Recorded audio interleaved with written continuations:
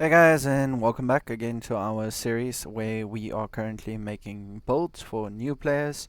Obviously, the build in mind is specific for people who doesn't have a lot of experience, the same as our witch build, and they would look to find a build that is reasonable within a very cheap budget for them, and that allows them to obviously play the content they want to play.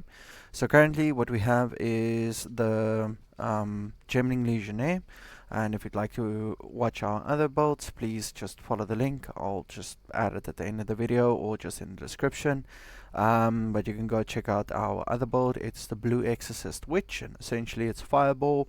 We're making use of a cheap, unique ring, essentially, on that build. The idea is for all of these builds, they're basically under 1 divine, or the same amount of currency that you should be able to farm up during your campaign acts. Basically, this is when you do the regear at the end of the Act 3 crawl, which is the second time you do the act. As currently there's only 3 acts available, so you go from 1 to 3 and then it resets. So you go back to Act 1 and you work your way through all the way to the third act. You redo all of those, get all of the points, and then obviously this is the whole campaign. And what the idea is that we've got specific things in mind. You can try and do it a bit different in the sense of getting gear a bit sooner if it's within the range of what you need. But specifically, you need to pay attention to your resistances as well as to magic find or rarity. We'll get to that in a minute. Alright, so let's jump right in. What we have is Gemling Legionnaire.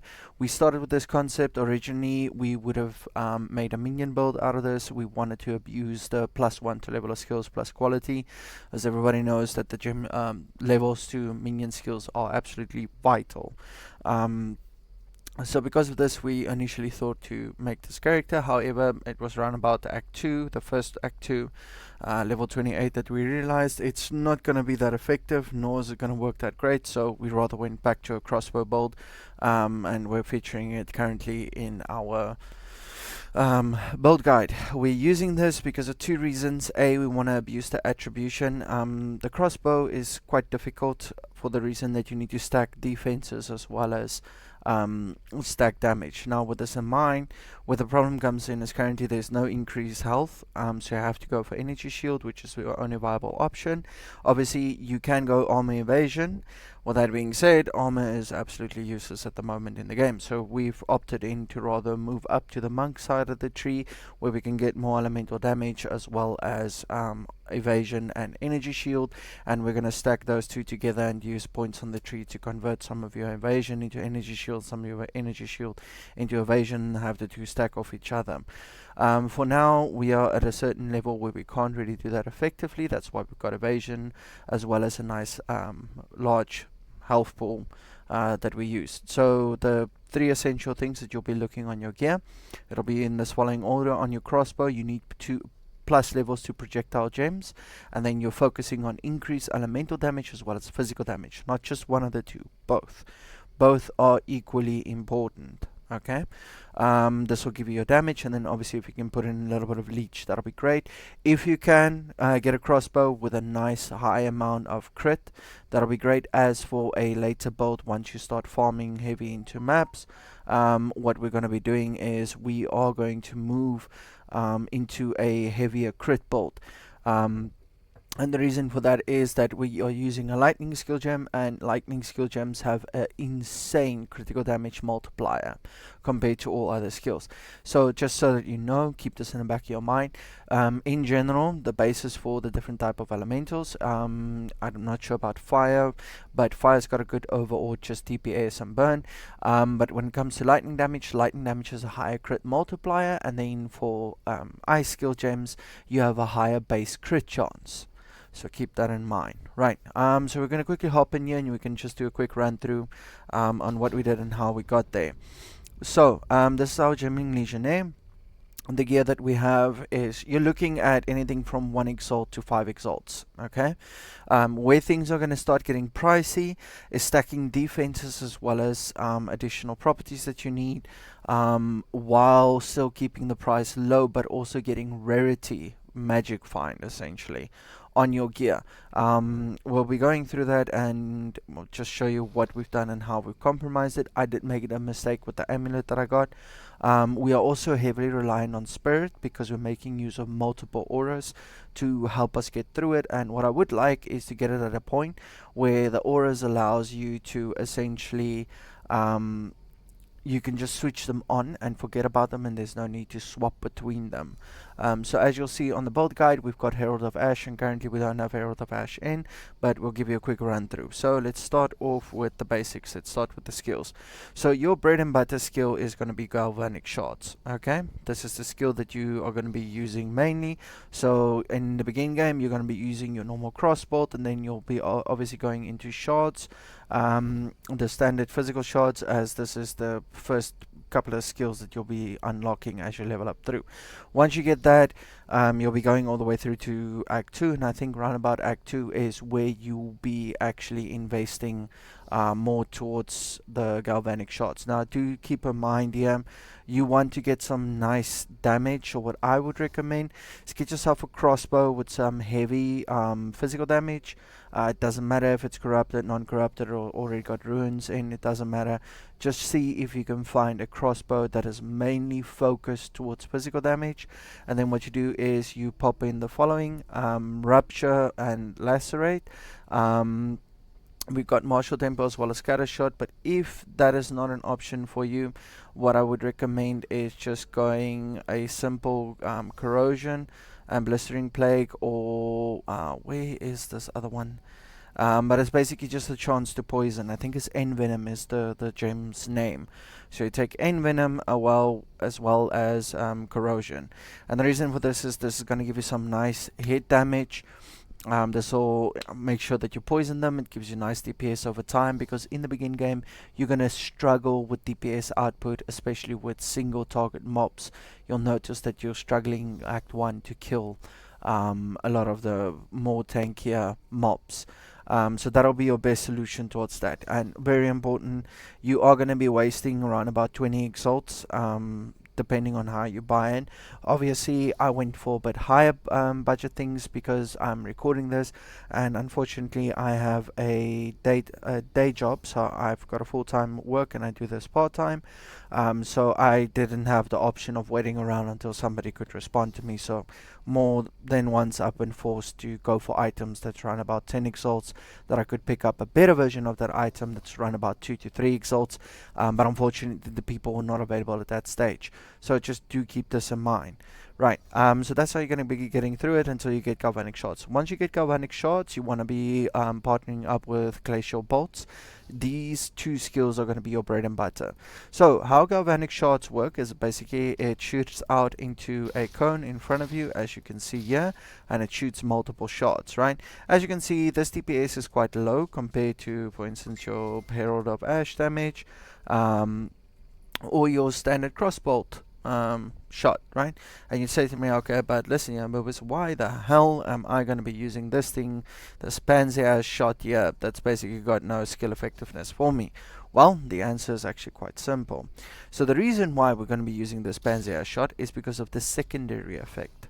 The first hit is this one, right, where it shoots out in a cone, but there's a secondary effect. Rapidly fires charge bolts that fragment in flight, releasing chaining lightning beams when they hit enemies. And as you can see, it hits like a fucking truck. Okay, so what the idea is basically when you shoot and these bolts hit things in front of you, or mobs, basically what will happen is there's gonna be some, oh, no, sorry. There's gonna be a chain that's gonna happen, as you can see here. Oh, I chose the wrong shot. There's going to be a chain that's going to happen between them, and that is basically where all your damage are going to lie. I don't know if you can see it on screen, but that a little electrifying thing is what is going to be killing the mobs, right? So that is your bread and butter, and the reason why is obviously it needs to, multiple projectiles needs to hit multiple mobs. So in a mobbing scenario, you don't need to do anything, you're just blasting away with galvanic shots.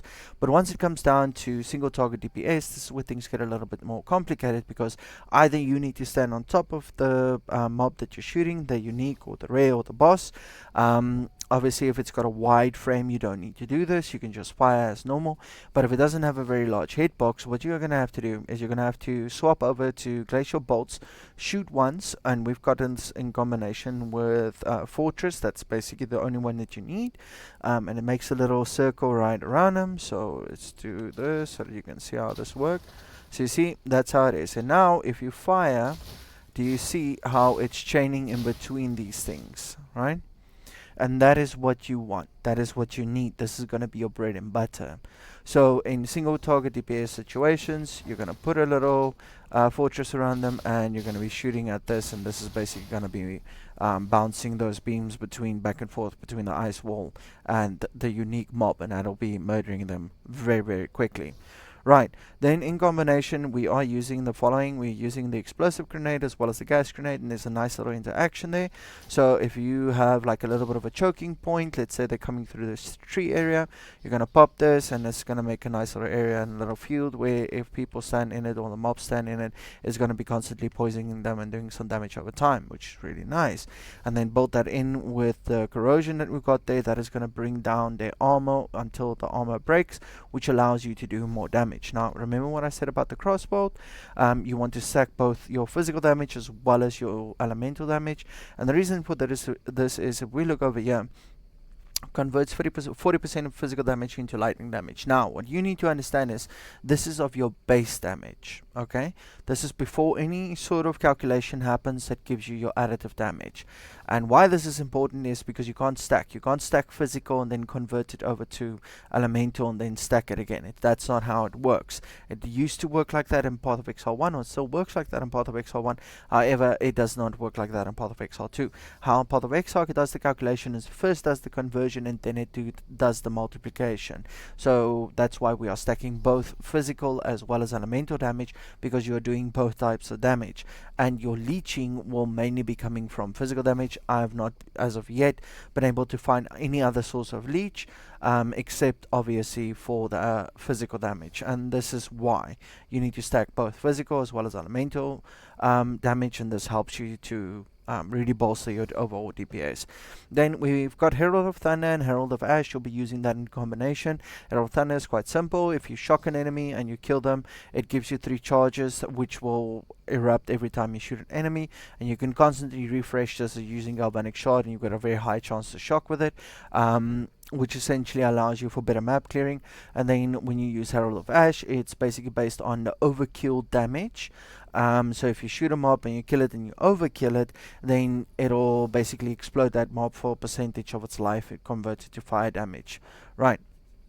So that's how that works, and that's going to be your map clearing. Then your survivability, it's going to be time of need. So time of need happens every 10.7 seconds. Now, if you use the skill gem here, fast forward, that'll bring it down to 7 seconds, as you can see here. And then obviously we got vitality, and vitality is not super important. So if you can't afford it when it comes to spirit, you can drop the vitality, but vitality is really, really nice for those scenarios where you do where you get yourself into a really big mob fight, and they whittle you down, but you win overall, and now you're going to the next mob and running in between it instead of having to spam your flasks. You do have some passive regeneration that happens there. Then the next bread and butter is Wind Dancer. This is absolutely vital to your build. This in combination with Shock Siphon as well as Cannibalism. Now, we're not exactly sure how this interaction works, but we do know it does work. So putting it into Wind Dancer means that you don't need to use any other skill. For instance, your Herald of Ash must kill that enemy in order for it to work. And the same goes with Shock Siphon, right? For some reason, Wind Dancer allows you that any skill, any ability that you're going to be using, even your auto attacks, or in this case, your Galvanic Shards, are going to be allowing you to activate or trigger this. And then more important, what Wind Dancer does is it gives you about 18% more evasion for each stage. You can have a maximum of 3 stages. And then what happens is if a mob runs up and it auto attacks you, it does a little bit of an explosion where it knocks them back, making sure that you can maneuver around and obviously get yourself out of those bad spaces, because at the end of the day you are playing a squishy build. This is a DPS build. This is not a face tank build. You cannot go full lesbian, run up to a pack of mobs and just stand there and face tank everything. That's not going to work. You're going to have a bad day. This build's going to have a bad day. nobody's going to enjoy them. You can, however, run up to them and slowly whittle them down if you can't one-shot them, but the majority of the time you'll be able to one-shot and just clear the entire mobs, unless it's a unique or really, really tanky one. And something very specifically towards projectile-based skills is if it has a fucking shield. It's gonna be a nightmare. Again, you'll be using the combination of either shooting the enemy next to it and let the beams do the damage to it, because if you're shooting it while it's facing front or forwards towards you with the shield, the majority of your shots will get blocked. And they'll be relatively unscathed, and you'll be picking up more damage. For instance, the Death Knights, they do have a reflective mechanism built into their base model, which means you shoot them, it's going to reflect that damage back at you for the projectiles. That's why it's very important to make sure you don't shoot them upright, and you rather and you rather just shoot the enemy next to them, which allows you to kill them. Alright. And that brings us back to how the setup works, and then we've got attrition. This you can basically activate and deactivate if you have a Herald of Ash in your build, where you'll be disabling this until you get to a unique, and then you'll be disabling Herald of Ash and going into attrition. However, I do currently plan to get the build in a situation where you don't need to activate and deactivate, as it's not always possible once you're doing mapping. So for now, I just hate opening up this and just, you know, activate, deactivate, activate, deactivate. So I just dropped the Herald of Ash, and I'm just using the Herald of Thunder. It's giving me some nice clear, but this is however a little bit wrong, as we do want to remove, oh no, it's not on this, it's on it is on this one. Yeah, Lightning Infusion. You do not want to use Lightning Infusion because you have multiple types of damage. You want fire damage, you also want cold damage, okay? And the reason why is we are going to be abusing a node in the tree, which allows us to get way more damage for each type of element that we've got on them, and the same with the one down here.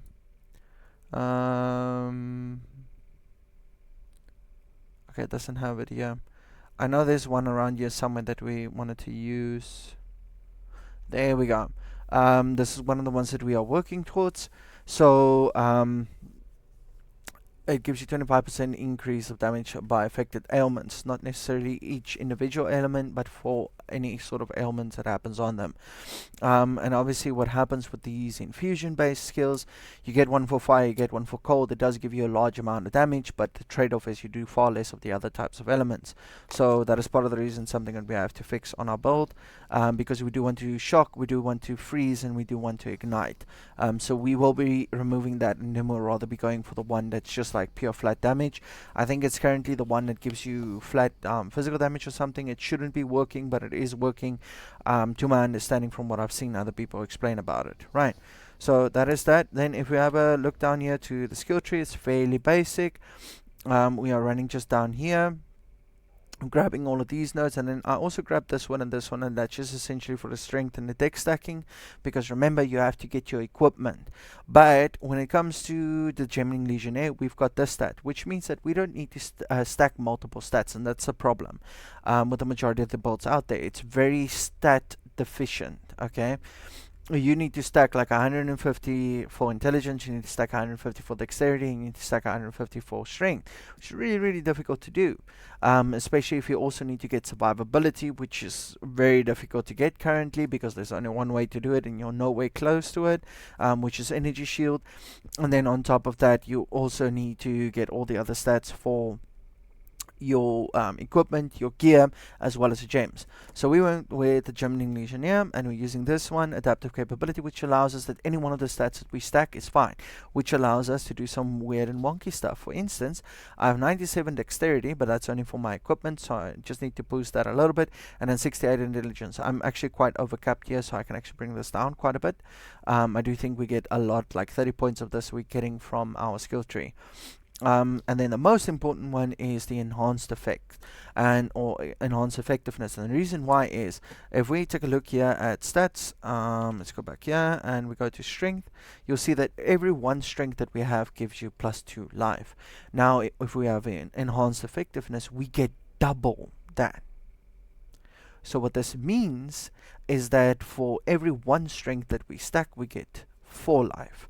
So if we take 154 and multiply it by 4, that allows us to get this nice little health pool that we've got going down here, while still majority being stacked into sorts of damage compared to any other stat, right?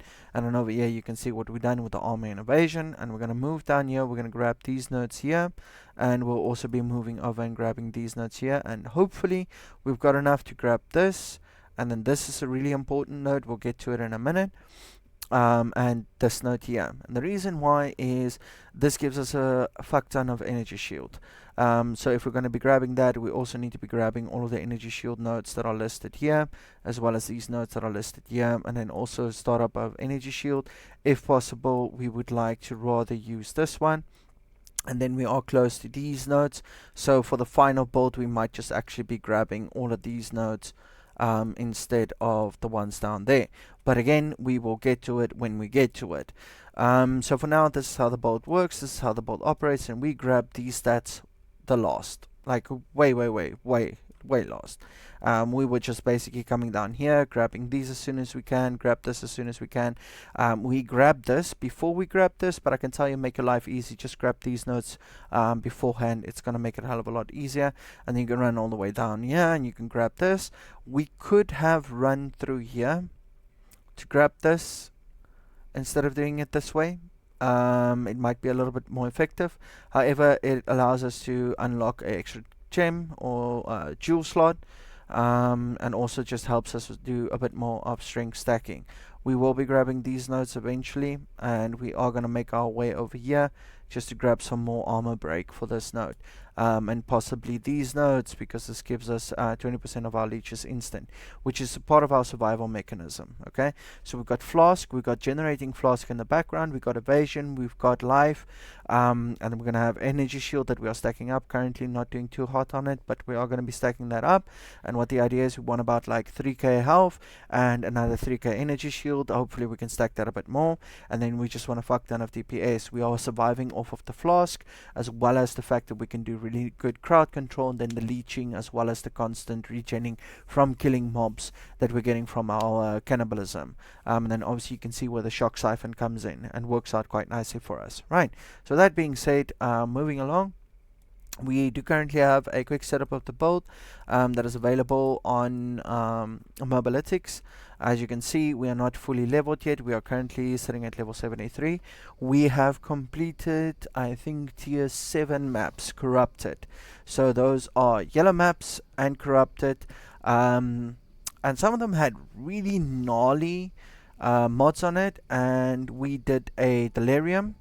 We also did a couple of rituals. We completed all of the rituals, and my PC actually struggles a lot with managing rituals, as you will see with the Blue Exorcist Witch. I really struggle with large amounts of monsters spawning on the screen, and it causes the system just to lag to hell and back. And we actually died with the Blue Exorcist Witch, but that was because of the fact that we were just standing still for 10 seconds. So yeah, then you are going to die. However, with this one, with all the lag that was going on, we actually managed to survive the ritual. Not only survive it, but complete all of them, and it was a good day. So, where we currently are is just a couple of things with the build. A, it's a squishy build. B, your main focus is damage. C, you do have some tank, quite decent tank for the amount of damage that you'll be putting out, so you can really be a bit more comfortable in playing around. But do keep in mind that it is still a DPS build. And for the most important part of this build is you need to be aware of the enemy positioning as well as your positioning. You can't go full lesbian and face tank everything out. I've said it before and I'll say it again. Do not face tank. It's not your job. Your job is to wipe the screen before the mobs get to you. So pay attention to areas. When you walk in, you see a choke point, you see a couple of mobs coming down. Use your grenades, use the nice setup, and obviously pay attention to reloading. Reloading is important. We've got a fuck ton of reload in our build. We get some of it with jewels, we get some of it on our passive tree, but do pay attention to it. Alright, so that being said, in regards to the jewels, we picked up all of these jewels as we cleared, but some of these jewels are insane, and I am aware of it. Okay, but basically the stats you're looking for is attack speed, projectile damage, and then obviously increased damage with projectiles, crossbows, or whatever, anything in that sort of line. Do not use bows because bows are not crossbows. You'll see one of my jewels does have it, but it has specific stat, gives me 17% increased reload speed for crossbows. It's the only reason I've got it in there. So I've picked up all of these jewels, not the majority, all of them. Some of these stats you won't be able to get for cheap, but you'll be able to be fine with simple jewels that you pick up yourself, that you make yourself, that just has some base attack speed, projectile damage, or just elemental damage, and then obviously work from there. You can pick and choose. You can even go for something that gives you a bit more survivability, increase health, increase whatever. Like here you can see attack damage with bows, attack speed with bows, damage penetrates 10% lightning. That's your general one, so that does apply to you because you're using galvanic shots. But then the most important one, 70% increase reload speed with crossbows. That is super vital to your build. Okay, at the later stage, once you get more levels, we will be moving into the realm of crits, which just takes our base damage and gives it 100% of that. That's it. Right, so for now, this is the layout. This is how it goes. It plays really well. It clears really well.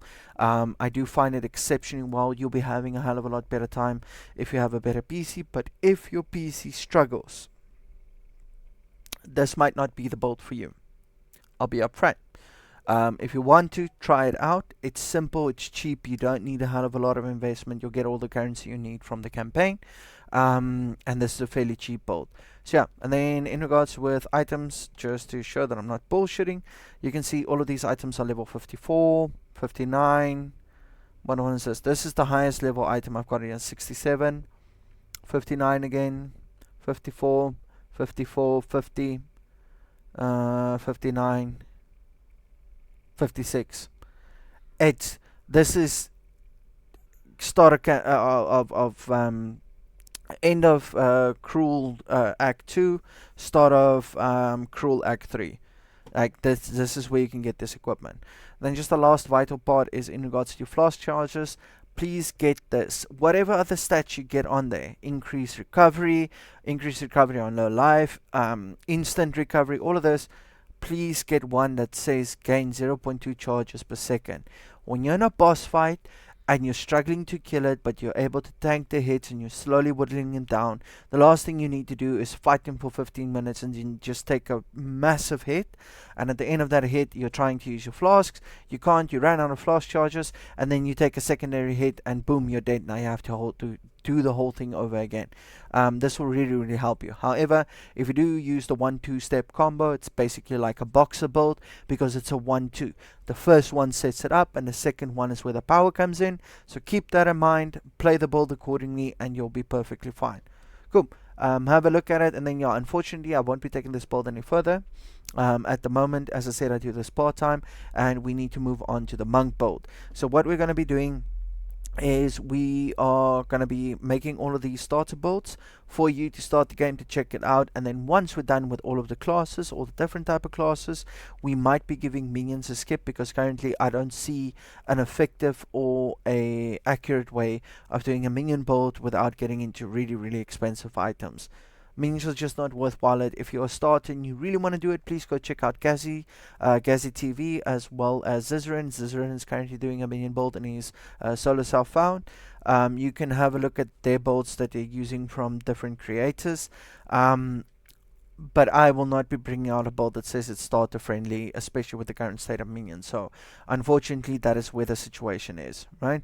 Also, we are going to be expecting changes in the build soon because we have the patches coming in. It's the 6th of January today, so there will be patches coming in soon. A lot of these things that we are currently abusing might change or might be improvised for the better. We don't know. We will find out soon though. So with that being said, love you guys, enjoy it, see you guys around, and then please, if you go to the Mobilytics site, do me a favor, go to YouTube, go to Twitch TV, just leave a like, leave a comment, and leave a follow on Twitch, please. It'll help us out significantly. Thank you, and we do appreciate it. Cheers, guys.